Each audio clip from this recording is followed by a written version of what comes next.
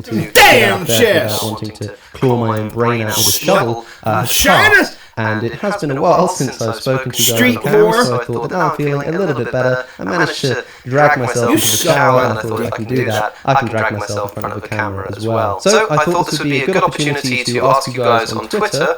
Follow me on Twitter if you have any questions, so that I can make a video just checking in and proving to you that I am not in fact dead. Although to be honest with you, with the way that I feel at the moment, that might actually be preferable. What's your stance on capital punishment? Well, there are different resolutions of thought on this. There's firstly the question of whether somebody should ever be essentially deserving death. Start the damn game! But secondly, there's this question of whether the institution of capital punishment, practically speaking, is something we should advocate for. As far as the first question is concerned, this is going to be complicated for me by the fact that I don't believe that free will exists. If you're interested in why, I'll leave some links in the description and the little cards up there.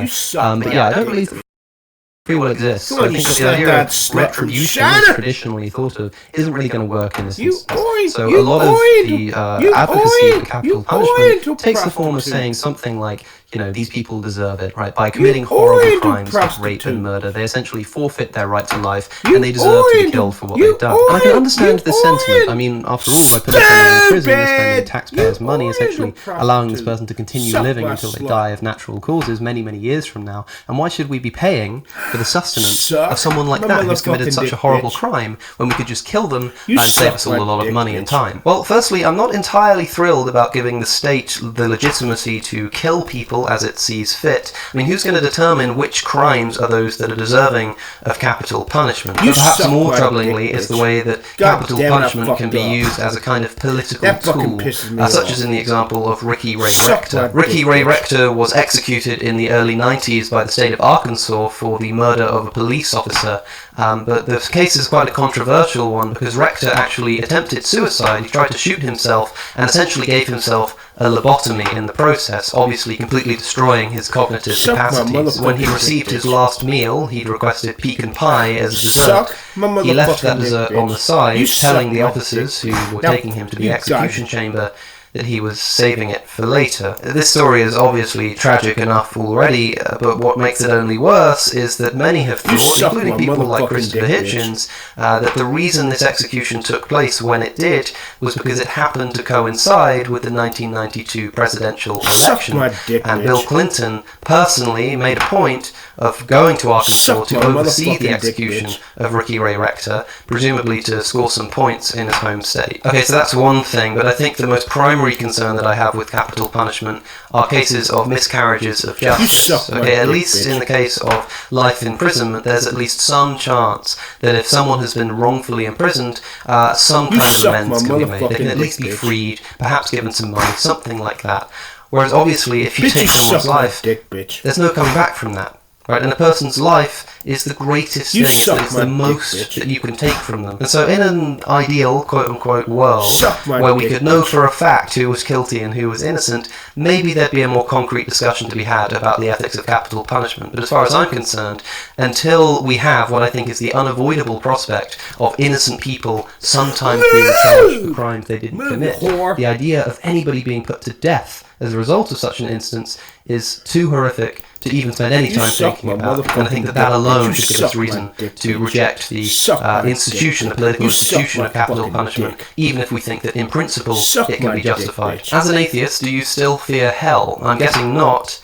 But how did you progress to not fearing it anymore? I'm so glad that I get to address this. I made a video a few years ago called something like Why I, as an Atheist, Am Afraid of Hell, essentially outlining the fact that because I was brought up as a Roman Catholic, I was taught as a child, at least implicitly, that there was this real place called hell that existed. It was this fiery place of brimstone and torment where you go for eternity to suffer for your sins if you don't repent and turn your life to Jesus. And yeah, that's a pretty scary prospect to be thinking about, especially at a young age. And I said in that video that even though at that point I was an atheist, I couldn't help have these psychologically lingering fears where I have these moments where I kind of snap into this sense of I'm going to hell, I'm going to suffer, and then I snap out of it again. But it'd be quite a scary thing to think about. And I'm glad to report that doesn't happen anymore. And I'm especially glad to report this to those of you who took it upon yourselves to let me know that the reason that I was fearing hell was because God was simply still trying to reach me in one of the most immoral and terror-inducing ways that I could possibly imagine. It doesn't happen anymore. But I know that a lot of you still feel the way that I felt back then, so let me explain some of the ways in which I overcame this fear, hoping that that can help you too. We first need to note that the hell that I was afraid of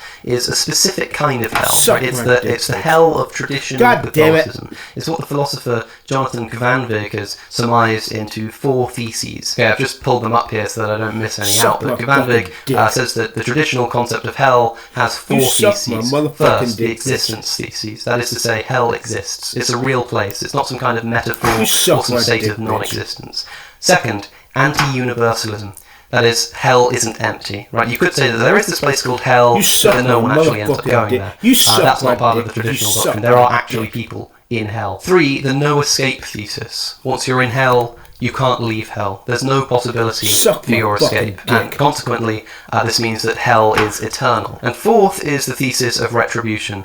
The people who are in hell are there because they deserve to be so. Now, I won't go into it in depth right now, but a lot of atheists like to claim that the Christian God is an evil God or something like this. I've argued elsewhere that if the Christian God does exist, then it's a God of perfect justice. It's a loving God, that is to say. If you think that the Christian God exists but is evil, you're not actually thinking of the Christian God, because the Christian God, at least according to Christianity, is by definition perfectly just and perfectly moral. What this means is that the God that I believed in and the hell that I believed in had this underlying sense of justice. Right? If I was afraid of going to hell, the only way I could end up in hell is if a perfectly just God sent me to hell. Right? And so the only situation in which I could actually end up in hell, in the way that I was afraid of at least, was if a perfectly just God sends me to hell.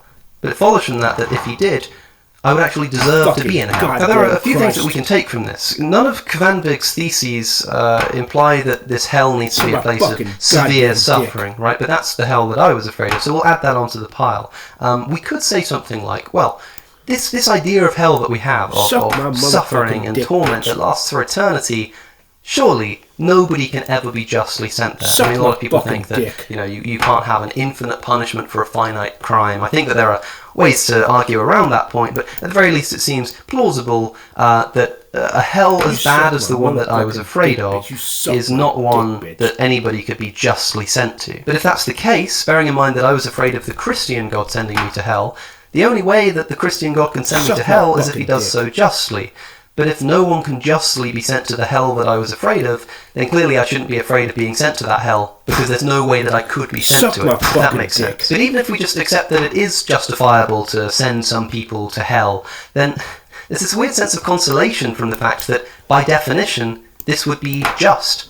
Right? Like, I mean, if it is genuinely the case that I deserve to be in hell, which is, I'll remind you, the only way that a just God could send me to that hell is if I deserve to be there genuinely. Well, I like to think that if I actually deserve to be in hell, that I'd be happy to end up there. Now, my immediate response might be to say something like, but obviously I don't deserve this. No one deserves this. No one deserves to be in eternal punishment and brimstone and fire and all of this kind of stuff. But remember, if that's the case, then because you can only go to hell if you actually deserve it, then you won't go to hell. And if it is the case that I actually deserve to be in hell, then reflecting on it, I think to myself, well, the kinds of sins that the average human being commits are certainly not deserving of the kind of punishment that we hear about in these horror stories of being tormented and tortured in hell by the devil and stuff, right? So, like, you realise that there are different Christian views on hell, right? The one that was hammered into you as a child isn't the only one that exists. Some people think that hell is literally just separation from God, right? It's not like active torment. It's just being in a state of disunity with God, which maybe when you're in it and you realise that God actually exists and you were wrong all along, does cause a form of suffering, the suffering of knowing that you could have been with perfect love and justice, but you're now not. That's a form of suffering, but it's worlds apart from this kind of like being whipped by the devil over a cauldron and being kind of having your skin ripped off and all of this kind of nonsense. And if that's the case, then like, yeah, I mean, I guess it would kind of suck to end up there, but I've got to say I'm a lot less scared of that kind of prospect than the kind of thing that I was afraid of before. So basically, I guess to summarise, the hell that I was afraid of was one that was just so bad. It was torturous and fiery and horrible, and to the extent that when I think about it now, I just don't think there's any way that someone could be justifiably sent to a place like that. At least not someone like me. Maybe some people on Earth deserve that kind of thing, but certainly not me and most other people on planet Earth, I'd like to think. But if that's the case, if it really is this place that's so bad that no one deserves to go there, then remember that because the only way that I could be sent there, if Christianity is true, is if a perfectly just God sends me there, then if I genuinely don't deserve to be there, I've got nothing to be afraid of. He could not send me there. The big consideration that changed everything for me is realizing that if Christianity is true, then the God that exists is a perfectly loving, perfectly just God. And that's what I want to drill home. If you're scared of the existence of a perfectly just God, then maybe you should do some self-reflection and think about why that might be. For someone like myself, who likes to think that I live a fairly just life, at least to the highest extent that I can, I think that if that Christian God does exist, I've got nothing to be afraid of, because that God would be a God of perfect justice and perfect love, and so would treat me accordingly. What are your plans for the future, vying to be the 5th member of the 4 Horsemen of Atheism? No, presuming you mean the 4 Horsemen of New Atheism there. I hope it should be clear by now that I'm really not trying to affiliate with the New Atheist movement. I know I kind of used to. I used to really like Christopher Hitchens, and I've got a bust of him on my shelf just there if you haven't noticed already. And of course I've had Richard Dawkins on the podcast, and would love to have Sam Harris on too. But I really don't think that these guys are particularly, how can I say this, theologically adequate? I don't know. I don't really know what I'm trying to say. I guess I just haven't found their philosophy, if it can be called that, particularly adequate when it comes to discussing the existence of God. I mean, Christopher Hitchens, obviously a fantastic polemicist, but just nothing of philosophical substance, as I've discussed at length in a previous video. Again, the link is in the description. Richard Dawkins, fantastic scientist, yada yada, but again, I'm reading The God Delusion. Who was it? That's right, it was Terry Eagleton's. Eagleton once wrote, imagine someone holding forth on biology whose only knowledge of the subject is the Book of British Birds, and you have a rough idea of what it feels like to read Richard Dawkins on theology. And I think he's probably right there. I mean, there's a reason why over the past 3 years of studying philosophy at Oxford, someone like Richard Dawkins hasn't been named once, except to be essentially ridiculed in the Science and Religion paper. It's a bit unfortunate, but it's kind of just the way it is. I think the biggest skill that the New Atheists had collectively was their oratory skills, right? They could debate, they could speak to an audience, and they could win them over, right? But when you actually sit down and analyze the philosophical substance of what they're saying, you find that there's not actually much substance to be analysed in the first place. So, no, I mean, I'm not trying to kind of make atheism a big deal. It's just kind of there. It's just, yeah, I don't believe in God. Whoop-de-doo. I don't really want to make a big song and dance about it. I'm also increasingly entering into this debate about the usage of the word atheism and whether it's appropriately used to describe simply a lack of belief in God. I've always very strongly advocated that atheism just means a lack of belief in God. But studying at university, I found that this just kind of doesn't exist in the academy, right? Like in academic works, it's always used, the term, I mean, atheism, and it's always defined in all of the dictionaries, all the philosophical dictionaries, as the belief that God does not exist. And I thought that, you know, whatever, it doesn't really matter, because whatever term you use, what matters is the actual belief. I mean, I could call myself an atheist, I could call myself a theist, by which I mean that I don't believe in God. As long as you understand what I mean by the term, it doesn't matter, right? But there is actually a really interesting discussion around the term and whether it even makes sense to say that atheism is just a lack of belief in God. That is essentially a brain state, whereas theism is not a brain state but a proposition, right? Theism is something that can be true or false, and so it seemed that atheism, which appears at least on the surface to be the negation of theism, would also have to be some kind of proposition. But if it's just a lack of belief in God, then it's nothing more than a psychological state, which it seems weird to contrast with a proposition. And, you know, in the past I've appealed to the Greek origin of the word. I've said, look, I mean, the Greek a meaning without and theos meaning God put together to make atheism. That's what atheism must mean, but look, I mean, this is clearly not a very helpful way to define terms. I mean, the Greek origin of the word idiot is from idios, meaning private. And, you know, I sometimes am somewhat of a private man. Does that mean I'm an idiot? Well, I mean, it's not why I'm an idiot, but you see what I'm saying. It's not particularly helpful to just refer to the Greek origins of terms to give us an indication of how we should be using them today. Did you plan on being a professional musician when you were young? plan is a strong word there, but I did want to be a musician. That was my first love, and I still do love playing music. In fact, I still put out music. I'm still in a band. I'm in a band called Baker Street. We fairly recently put out some new original music. It's a song that we wrote. If you want to check it out, I'll leave a link in the description. You can see me playing the guitar and singing. I hope it's not too cringe. Check it out. I still do it from time to time, but I don't know if it's a viable career path anymore. What's one topic that you don't have a definite opinion on as of yet? That's a great question. I think the obvious answer here is abortion.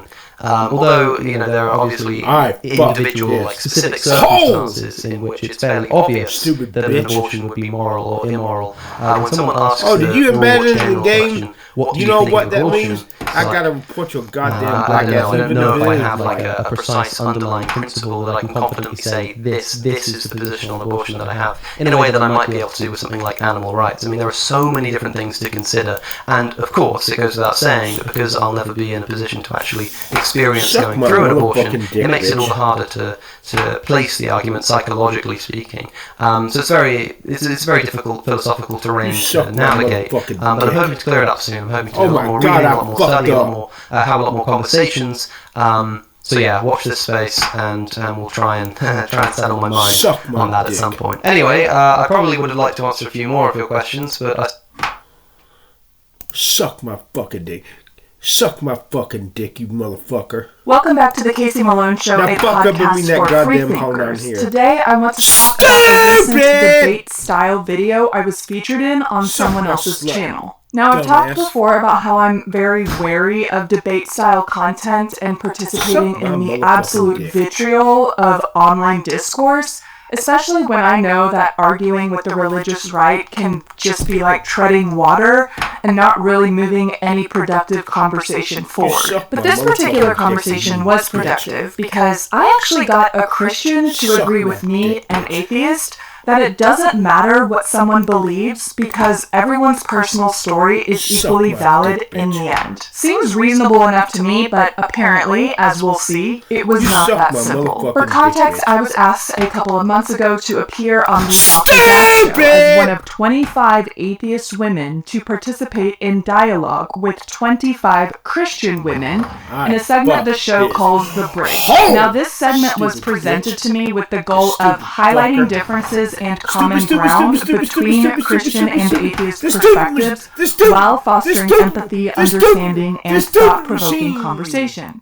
The segment was called The Bridge because after said thought-provoking conversation, both sides were tasked with finding a bridge statement that underlined the similarities in their beliefs and arguments. Conceptually, that's all something I can totally get behind. I don't want to be closed off to having reasonable and empathetic conversations with people who believe differently than me. I firmly stand for focusing on the shared human connectivity among us all and not on the divisive rhetoric that's propagated online just for the sake of clicks and furthering the alt-right pipeline. Additionally, this was going to be a conversation exclusively among women, and that 100% affects the dynamic of the segment. I absolutely trust a group of women to be more rooted in empathy and reason than men, who are unfortunately conditioned from birth to think that as long as they talk louder than their opponent, they must be right.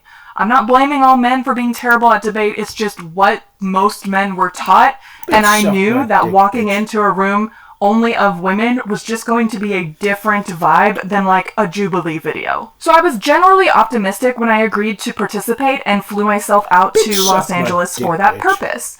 Now, with 25 people on both sides of this conversation, I was curious about how the actual formatting of the segment and how it would all go down. Would everyone get a chance to speak their mind? I was really hoping that I didn't fly all the way out there just to not get an opportunity to really showcase my thinking and my work. Fortunately, I did have that opportunity, so basically the host, Dr. Daff, read 8 different prompts, and for every prompt, each side, the atheist women and the Christian women, would have to decide which one of them would represent the group in the debate/conversation. Again, I was very determined to be one of those 8 people, and I succeeded. In fact, I was unanimously chosen for one of the prompts, which was, what makes you confident or skeptical about the truth of the resurrection of Jesus Christ? Now, if you can't tell by the prompt itself, I do think it's worth noting that our host and the show, the Dr. Dash Show, was incredibly biased. And I understand that. Everyone's entitled to their own beliefs, but that question alone, I'm not skeptical about the resurrection of Jesus Christ. I'm very confident that it didn't happen. The fact that this is even up for debate in the first place is mind-blowing, but it is what it is. And upon further digging, I found that Dr. Daff's main personal YouTube channel was essentially how to be a good, godly, soft, feminine woman, and that is very much in an antithesis to the 25 atheists who showed up to film this video. And she mostly did a good job of staying neutral throughout the segment, and I have nothing against Dr. Knapp. She has every right to talk about and believe whatever she wants, and I am grateful for the opportunity the show provided to me, but you'll see later how her initial bias, I think, does come into play during my conversation. Because as I mentioned earlier, the point of these discussions was to get a bridge statement that both parties could agree upon, and the first time I presented one, the Christian I was having a conversation with literally agreed with me. But then the host interrupted us to walk that Christian back and instead second guess to then not agree with me. And I thought this was very interesting because it was like the only time the host interrupted any of us throughout the day. And I'm trying to take it as a compliment because I did such a good job of explaining my points that the typical Christian argument kind of fell apart and that threatened the point of the show, I guess. But it was still kind of frustrating, so I had to get the conversation back to a point where I could rephrase my stance and then again got the Christian to agree with me. And I want to make it very clear that I was not trying to get anyone to change their mind about anything. I showed up to this conversation determined to prove that if we focus on the shared humanity, on everyone's individual right to autonomy, and the respect that everyone deserves, even I, an atheist, could meet a Christian in the middle and find some agreement. And I accomplished that, as we will see. So, I want to walk through the conversation I had on the Dr. Daff show, as well as my thoughts on the general experience of participating, because I find a lot of it to be very interesting and enlightening.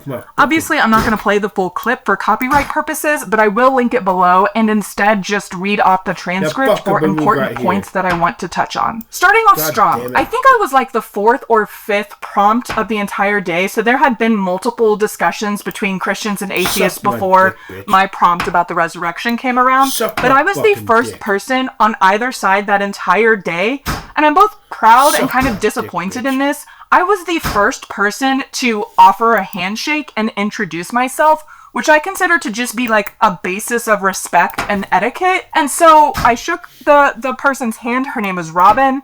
She sat down. She had convinced the other Christians that she was going to provide quote unquote evidence for the resurrection of Jesus Christ. And so all of the other Christians voted her into the position of debating me.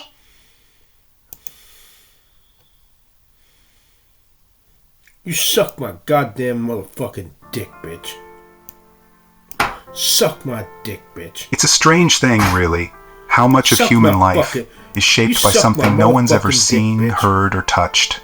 The afterlife, heaven, hell, reincarnation, some version of what comes next. But what if there is no next? Not in a tragic horror movie way, but just nothing. Like falling asleep without dreaming. Quiet, peaceful. God damn it. This idea for a lot of people sounds terrifying, unbearable even.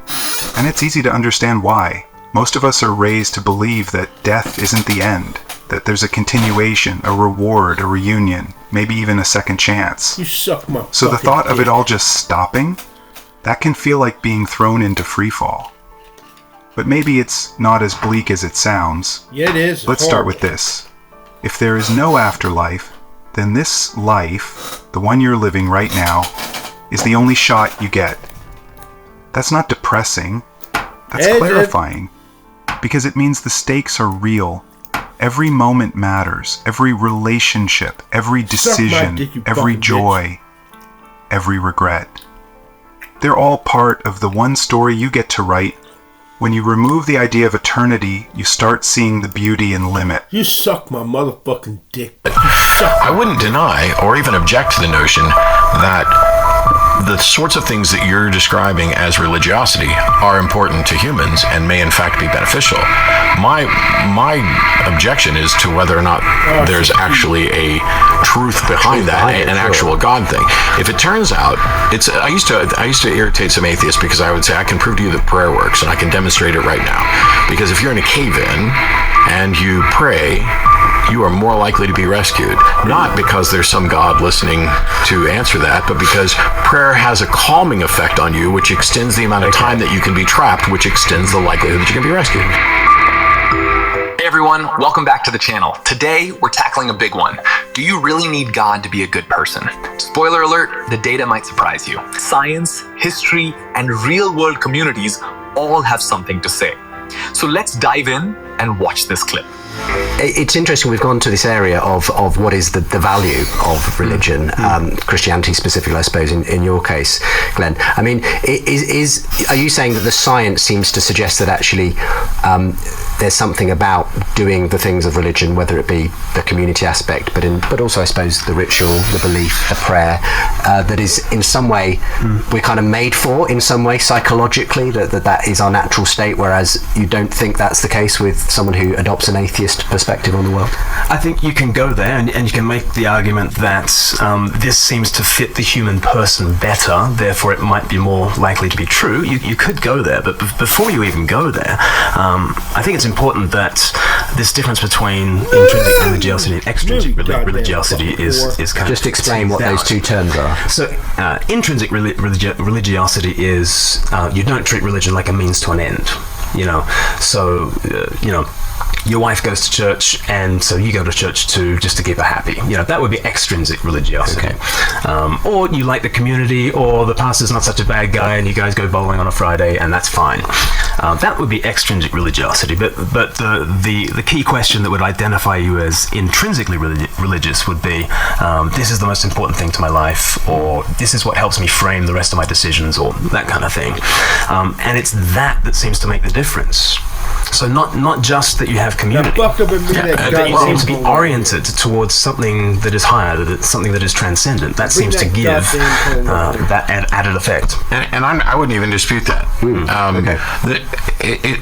We do some funny things with language when people are like, "Oh, you don't believe in anything higher than yourself?" And I'm like, "Well, what do you mean by higher? Do you mean that that I'm just basally selfish? Matt is the superior. There's nothing higher than Matt." No, because there are things that I value. There are things that I would sacrifice my time and energy for as well. There are folks who come, for example, to the atheist community of Austin, where this community has saved their lives. People who were suicidal, who were ostracized by family, who felt alone and everything else. And it has become essentially the most important thing to them. I think one of the differences is that I try to make sure that we're discouraging any sort of like, but I wouldn't deny or even object to the notion that the sorts of things that you're describing as religiosity are important to humans and may in fact be beneficial. My objection is to whether or not there's actually a truth behind that, an actual God thing. If it turns out, I used to irritate some atheists because I would say I can prove to you that prayer works and I can demonstrate it right now. Because if you're in a cave-in and you pray, you are more likely to be rescued. Not because there's some God listening to answer that, but because prayer has a calming effect on you, which extends the amount of time that you can be trapped, which extends the likelihood that you can be rescued. The question then becomes, if you know that it's the calming that extends the amount of time, could you do the same thing with meditation? Or does the awareness that it's the calming somehow eliminate the benefit of it? And that's the thing that I think we don't know. I mean, are you interested in a sense, though, like the New Atheist Project to some extent, in deconverting people, getting them out of those beliefs, And if you do, do you run the danger of actually creating a worse kind of life for them, because actually they may not make that transition into a secular version of the well-being that religion may have given them up to that point? I mean, it can be quite a really harsh process, deconverting. It can be terrible. And one of the things that we see undeniably within some people who leave religion, who identify as atheists, is they often fall into nihilistic kind of, I wouldn't say often, occasionally fall into. Some of us don't have any issue with that at all. And so that it's not I'd never pretend that there's no problems or anything else. First of all, I don't go door to door. Hey, have you stopped believing in Jesus yet? I can fix that. We take incoming calls, so we're having conversations with the people that want to. Yeah. And I think that if all we're doing is actually questioning the reasoning behind a belief, in the same way that truth is always a defense to slander, that's what we're engaged in. How much responsibility, if somebody gives up their religion because of what I said, and they have negative consequences because of that, how much of that am I responsible for? This is something that I've considered quite a bit. What I find is that the people who end up suffering the negative consequences, the core problem there still goes back to religion. It's like if somebody told you when you're 30 you're going to inherit $1 billion, and you get to be 30 and you find out you're wrong. Now your life may be crap from that point on, because you may have lived as if you were going to inherit $1 billion and you didn't. You may have built up expectations and changed your fundamental perspective on the world, so that once it's not true, you're now miserable, maybe you're bankrupt and everything else. But it's not learning that you did not inherit $1 billion that was the problem. It was the false promise of $1 billion at the beginning that was the problem. Ah, yes, the age-old argument. Religion is good for you, so it must be true. That's like saying ice cream cures depression because it makes you happy for 6 minutes. Matt's making a smarter point here. Sure, prayer can calm you down in a crisis, but so can box breathing, Xanax, or listening to Enya on loop. Neuroscience backs this. Studies show that mindfulness meditation and secular rituals light up the same brain regions as religious practice, namely the prefrontal cortex and anterior cingulate cortex, responsible for emotion regulation and focus.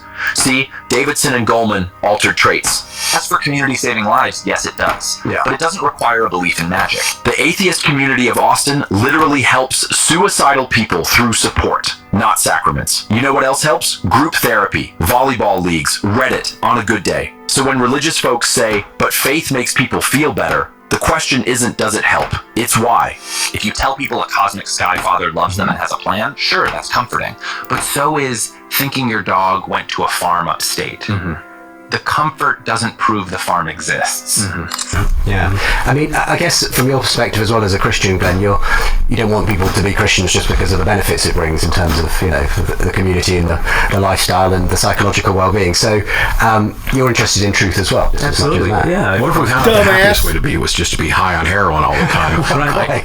Right. We do know there's rat in a cage. we do know there's big negative consequences that long term, so I don't think that's likely as a possibility. Yeah, no, absolutely.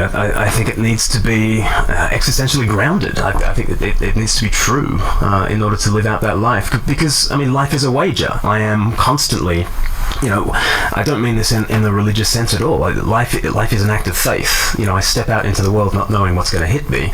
Am I going to open myself out to the world in a certain way that will make me vulnerable, that will make me weak, that could get me attacked, but in another sense it could help people.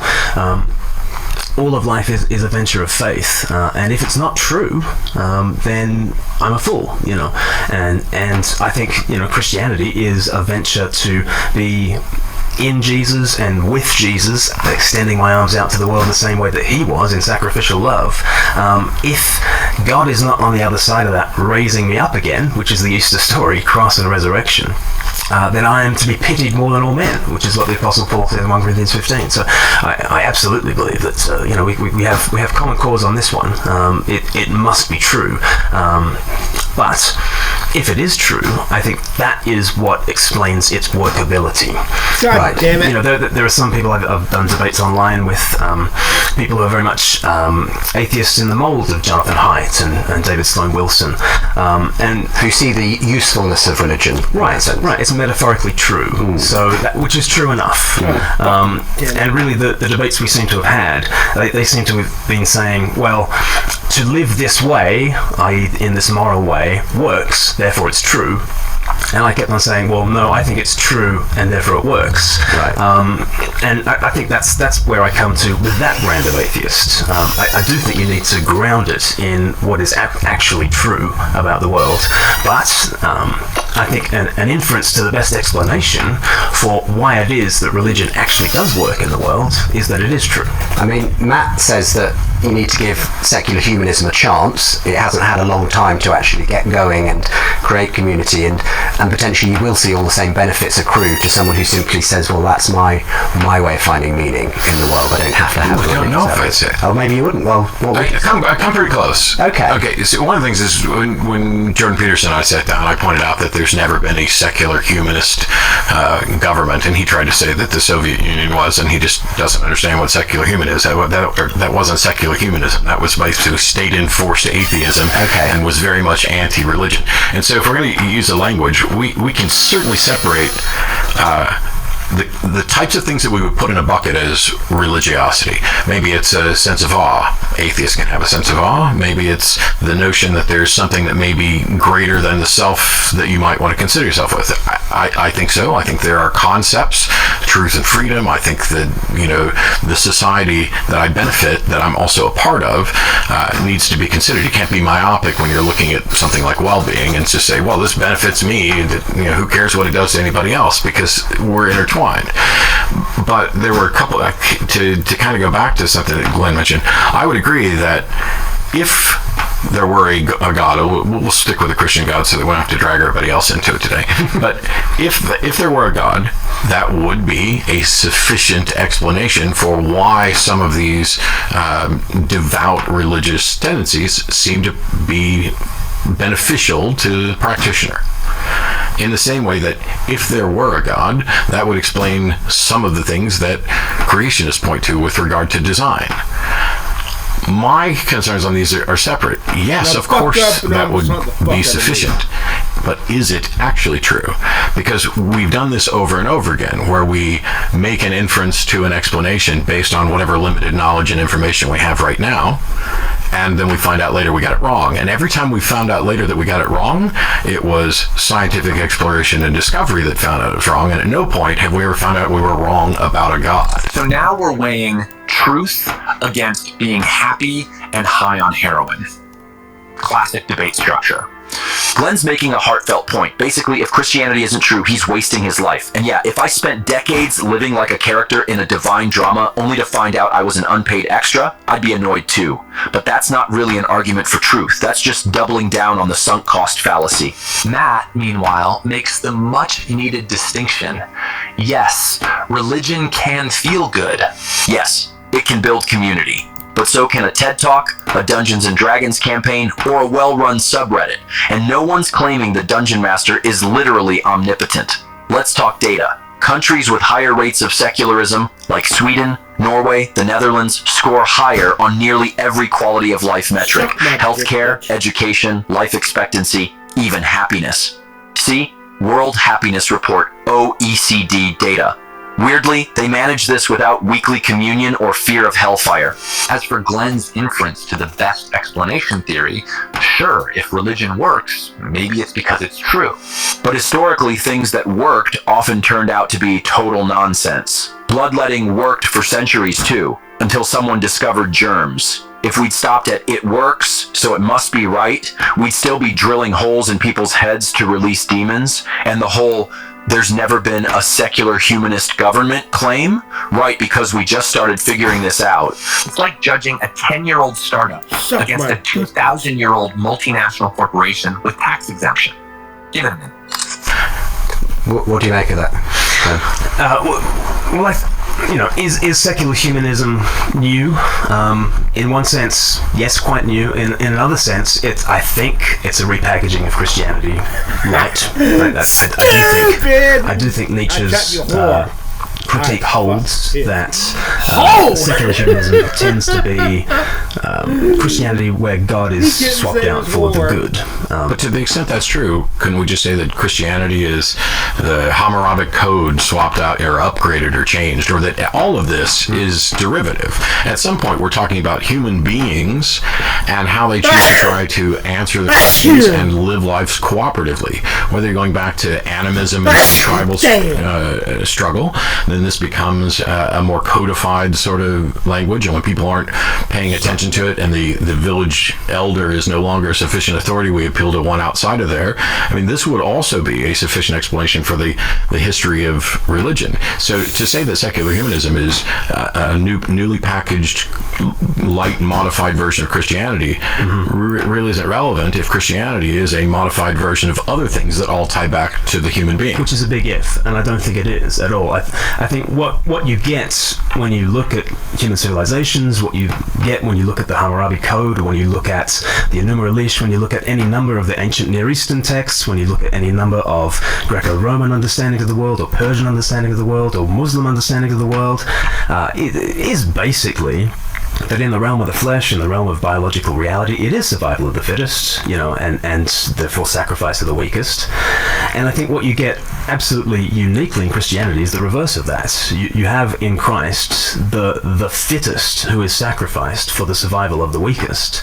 And what you get birthed out of the Christian movement is a unique preference for the poor, the marginalized, the weak, the outsider, to draw them in, such that obviously in every society there's tit for tat and there's let's cooperate and let's do all that kind of stuff. But who is we in that sentence? Let us cooperate. Well, who's the us?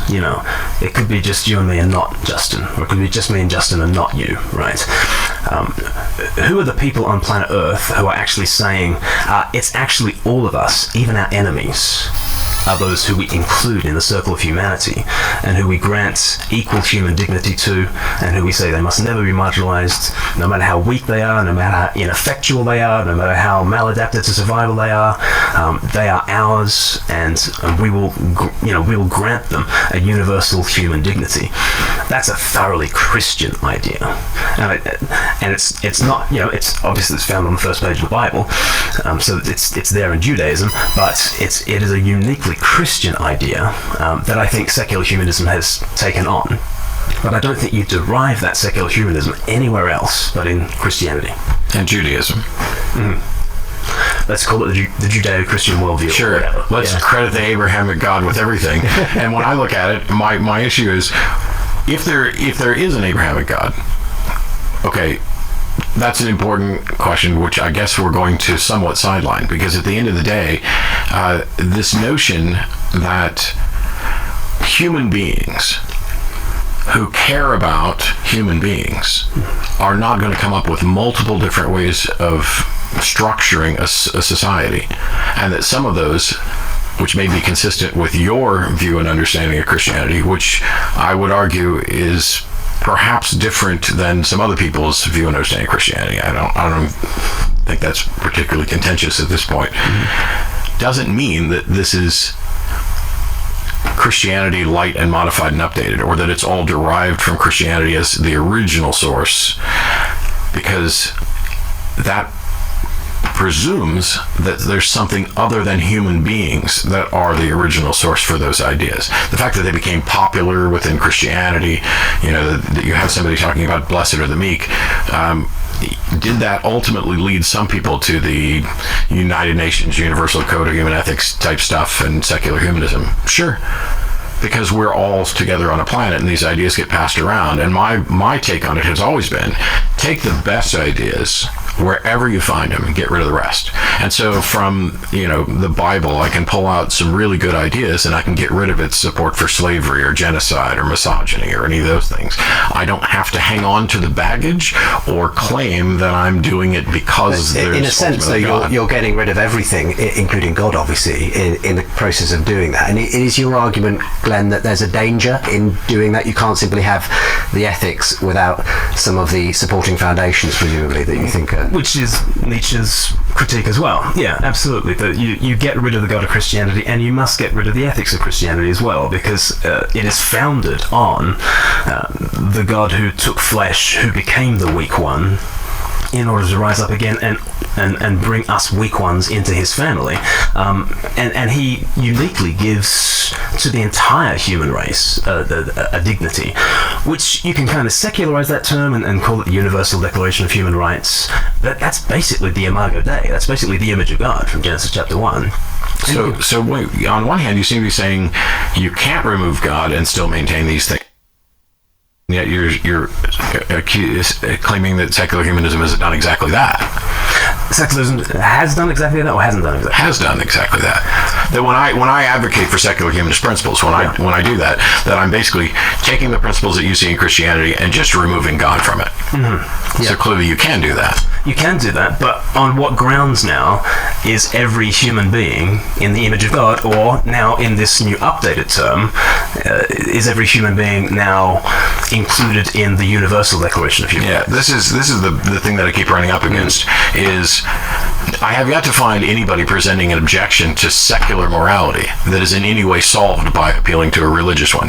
The big thing that you get to is, well, what's the foundational source and why should I care about it? This is where when Sam writes Moral Landscape and people are like, well, you haven't fully explained well-being. Of course, we haven't. I mean, this is a process where we're continuing to discover things. Well, why should anybody care about well-being is the big question that Sam always gets asked. And this question also applies to why should anybody care about what a God says.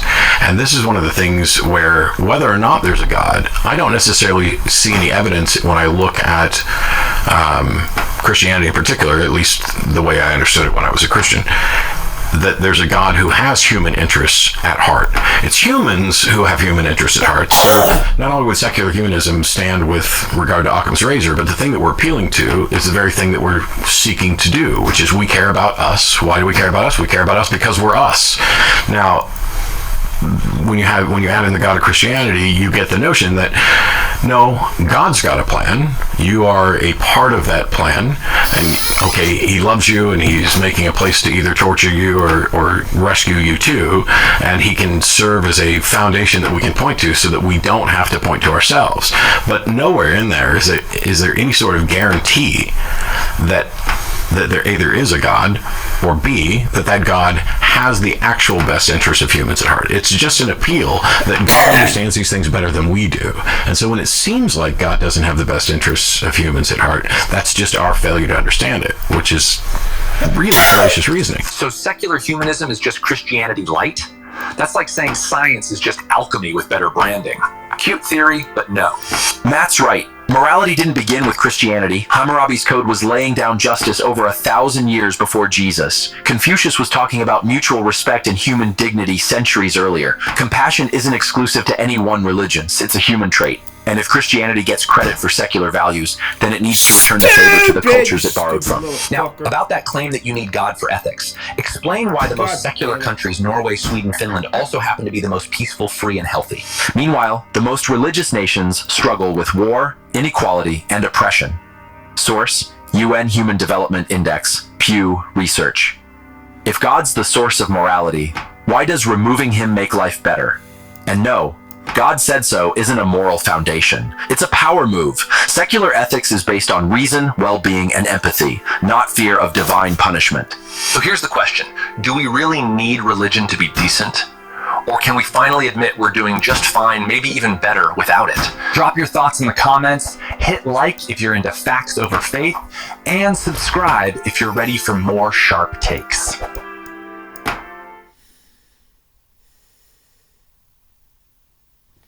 Suck my motherfucking dick, bitch.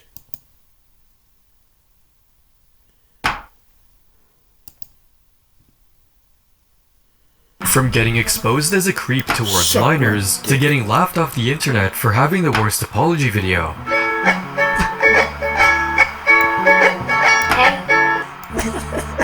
Sorry. My name's Ryan, and we're going to look at Colleen Ballinger's latest apology video and how it backfired horribly. Colleen is a YouTuber who began her career in 2008 and rose to fame through her off-key, red-lipped character Miranda Sings. Hey guys, it's me, Miranda, the famous Miranda Sings. I I have haters who are mean, rude, nasty, and almost unfriendly. Her audience grew rapidly, eventually reaching 10.4 million subscribers at its peak, and much of her fan base became dominated by younger viewers. I love Miranda Sings. Miranda Sings is life. She built her brand on being family-friendly, but over time the cracks showed, and it became clear she wasn't the creator people thought she was. In 2020, one of those fans, Adam McIntyre, uploaded a video outlining several interactions he experienced with Colleen. So I helped give her the photos and the concept, and she said, when should I do that? Should I do that today or tomorrow before I post the video? And I said, what are you waiting for today? And she says, okay, cool. Including Colleen using Adam's ideas for her show without credit or compensation, asking inappropriate questions in Colleen's community group chat called Weenies. I wrote that I was having a Q&A, a YouTube Q&A, and Colleen Ballinger, the 31-year-old, comments and goes, Adam, you need questions for your Q&A? Are you a virgin? To a 14, 15-year-old. And then furthermore goes on and says, what's your favorite sexual position? What's your favorite position? And the now infamous incident where Colleen sent him a pair of lingerie while he was still a minor. Oh my god, that makes me laugh. I want to send him something. Do you want the bra, Adam? Do you want the bra and panties? Tweet right now. Oh my god. Yeah, Adam, let me know what you want. He's in Ireland. Hi, Adam. Okay. The public began widely labeling Colleen a groomer as more former fans stepped up with their own accounts. For example, Becky, where I was laying under Colleen and she was smirking down at me while thousands of people were laughing, and I was terrified that my body wasn't covered enough. Thousands of people were laughing and I was terrified that my body wasn't covered enough. I basically where I was laying under Colleen and she was smirking down. For example, Becky, where I was laying under Colleen and she was smirking down at me while thousands of Colleen a groomer as more former fans stepped up with their own accounts. For example, Becky, where I was laying under Colleen and she was smirking down at me while thousands of people were laughing, and I was terrified that my body wasn't covered enough. I basically felt naked, so it felt incredibly sexually violating. And Trisha, who was ready to distance herself from Colleen entirely. I'm not going to speak on this again. I will never speak on Colleen again. Creators Colleen had worked with, including Jeffree Star, also spoke on Colleen again. Creators Colleen had She's cute. I will never touched her. Speak on Colleen again. Creators Colleen had worked with, including Jeffree Star, also spoke out publicly. That person's sick. This again. I will never speak on Colleen again. Creators Colleen had worked with, including Jeffree Star, also spoke out publicly. That person's sick, and I've never been a fan, so I was very shocked to see all that. The controversy became so widespread that it even reached Time magazine, a clear sign that it moved far beyond YouTube and into mainstream culture. All of this led to the breaking point that is her infamous 10-minute long ukulele apology video in 2023. So I just wanted to say that the only thing I've ever groomed is my 2 Persian cats. I'm not a groomer. I'm just a loser. Where she dismissed the allegations entirely. All aboard the toxic gossip train. Chugging down the tracks of misinformation. The toxic gossip train. You got a one-way ticket to manipulation station. Only fueling the backlash even more. Colleen's ukulele apology racked up over 20 million views, not because people loved it, but because of how widely it was mocked, quickly earning the title of the worst apology. Only fueling the backlash. Only fueling the backlash even more. Colleen's ukulele apology racked up over 20 million views, not because people loved it, but because of how widely it was mocked, quickly earning the title of the worst apology video ever. Penguin Zero's reaction, which shot up to 11 million views, perfectly captured everyone's disbelief. This is just invalidating to all of her victims. She is actually laughing in their face with this video, I feel. It's pretty disgusting. actually. Ludwig also weighed in, breaking down exactly how the video wasn't an apology at all, but pure deflection. As you can tell from the chorus, the biggest part of this apology video is saying that all these accusations are overblown and that she doesn't deserve them and it's ruining her life and she feels like shit because of all of them. Adam McIntyre also reacted, but with clear confusion. This video is like, actually, it's hard to process because it's like, is this satire? Like, should I be taking this seriously or no? Like, is this satire? But perhaps the most damaging response came from Joshua Evans, Colleen's own ex-husband, who took the side of the victim, stating, "You deserve better. Take your power back. This behavior was my reality anytime I spoke up and disagreed with her actions and rhetoric during 2009 to 2016. I was gaslit too. Every ounce of what you're feeling, I understand." The backlash surrounding the ukulele apology grew so massive that it even reached CBS News, one of the big three broadcast news networks in the US, and even Rolling Stone, a publication that typically celebrates cultural icons like Taylor Swift and Beyonce. Because of the video, Colleen's monthly viewership had plunged from 3.5 million to negative 3.5 million in a single month. In that same period, she also lost more than 100,000 that typically celebrates cultural icons like Taylor Swift and Beyonce. Because of the video, Colleen's monthly viewership had plunged from 3.5 million to negative 3.5 million in a single month. In that same period, she also lost more than 100,000 subscribers, marking another steep drop on her channel since Adam first released his whistleblower video months earlier. By the end of 2023, Colleen had lost over 1.5 million YouTube subscribers and nearly 1 million Instagram followers, becoming one of the most unsubscribed creators in 2023. And it wasn't just subscribers, as mass cancellations of her tours and other events followed. At the time, Colleen had 11 remaining shows in the US, but all were cancelled. Her sponsors, including ZocDoc, a healthcare marketplace, and OneSkin, a skincare brand, both cut ties with Colleen. OneSkin stated, "We were made aware of this previously and have decided to cease the relationship completely. This behavior is appalling and we do not condone or support it in any form." With her sponsors gone, shows cancelled, and fans unsubscribing, the fallout was swift and severe. Since then, her Miranda Sings channel has remained silent for 2 years, but her Colleen Vlogs channel continues posting as if nothing had happened. In fact, she returned to uploading just 5 months after the controversy, which viewers pointed out that this sudden return within the 6-month period may have been motivated by a desire to avoid YouTube's demonetization. For context, YouTube has a demonetization policy that removes a creator's ability to earn money if they don't upload for 6 months. The system basically pressures creators to stay on the platform, making Colleen's sudden return with her fall vlog look more like another strategic move to keep the channel monetized. She stayed away as long as possible, hoping the drama would fade, and only returned when she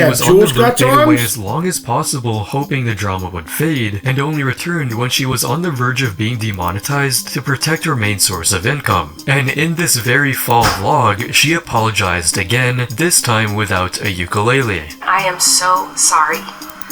I never wanted to hurt anybody, but it's clear that I did, and I feel so terrible about that. Some viewers appreciated this, calling it the apology people actually needed. But for others, especially Adam, the first whistleblower, felt it was purely performative. Adam got an apology privately. That is not true. I have not heard from Colleen Ballinger at all. I do not have her blocked on any social media. She does not have me blocked on any social media.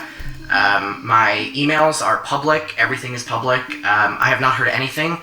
So this is incredibly performative. Not that I get an apology in this anyway. Many also pointed out the moment she said, "things I've been accused of," I was being accused of some pretty awful things, and I just was mad. They knew Colleen hadn't changed, as she wasn't accused because it's been proven. And for some, the fact that her quote apology wasn't even separate from a regular vlog yeah, let's get started with the day and see what happens, I guess. I honestly do not know how to transition from this conversation into a vlog, but let's try. Made it clear she still didn't understand how to apologize. And now, after burying all of that for 2 years, she suddenly apologized for the 3rd time, now on Tea Time with Raven and Miranda, surprising everyone. Many viewers questioned why Raven Simone, a former Disney child star whom many people look up to, would give Colleen a platform at all, with some calling the decision sick.